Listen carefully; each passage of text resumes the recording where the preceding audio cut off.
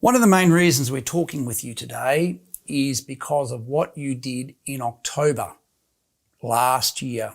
Here in Victoria, in Melbourne, Dan Andrews had given something like 100 days straight of press conferences. Not a serious question had been asked. You came to his press conference and in 10 minutes you got more information for us as Victorians and us as Australians than the entire media contingent had done in months. Tell us about what happened and tell us, why did you do it?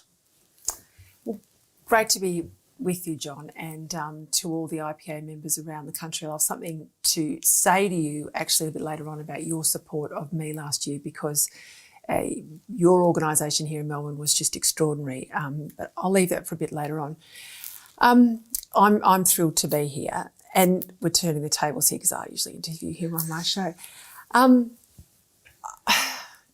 I'm not a journalist, and I am quick to say that, right? I'm a commentator. My politics are known. I'm of a centre-right conservative persuasion, not always a Liberal persuasion. I'm sure I get people cranky in Canberra from the Liberal Party about some of the positions I hold. But you know where I'm coming from, and I'm not a paid-up member of the Journalists' Union or anything like that. So I am entitled, though, to go to a press conference. I hadn't in the past because I had thought perhaps it would be a circus if I turned up, and if I was going to turn up, it had to be something that was fairly significant. I had sat through 98 of the Andrews press conferences, and in part it was to save my marriage that I went, because I was yelling at the TV so often in that last sort of 80 onwards. And my husband said, for God's sake, get down there. You know, you're driving. So we can thank Brian for this. You can thank Brian Loughnane for it. But I had started reading a lot of the documentation on the Code Inquiry.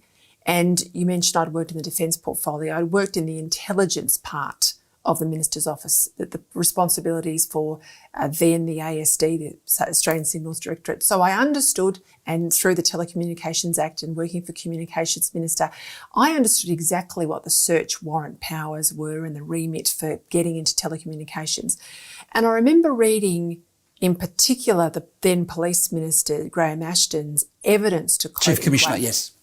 Now, he had gone by the time of the Code Inquiry, but he had made it clear when he was questioned about getting an instruction, but couldn't remember who it was from, that police didn't have to be involved in hotel quarantine. But it was very interesting. In this back and forwards with counsel assisting, he made mention of the fact, but of course, you only have my outgoing calls. And I thought, well, why would he say that? And that led me to think, well, of course, we don't have their incoming calls. I just assumed we'd have their incoming calls. Why wouldn't we have had a proper warrant? Why didn't we have the incoming calls? Well, we didn't have the incoming calls because it was a kangaroo court, basically, right? It was a wet letter sort of inquiry.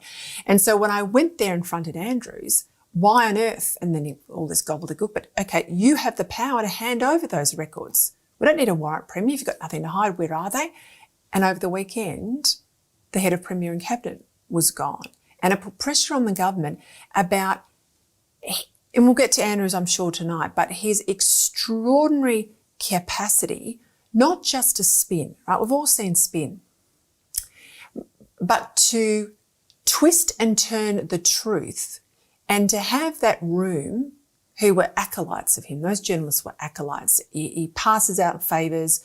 They get the questions that give them a run on the news that night. He will bully, particularly the women. We saw that with Rachel Baxendale. I thought she did an extraordinary job.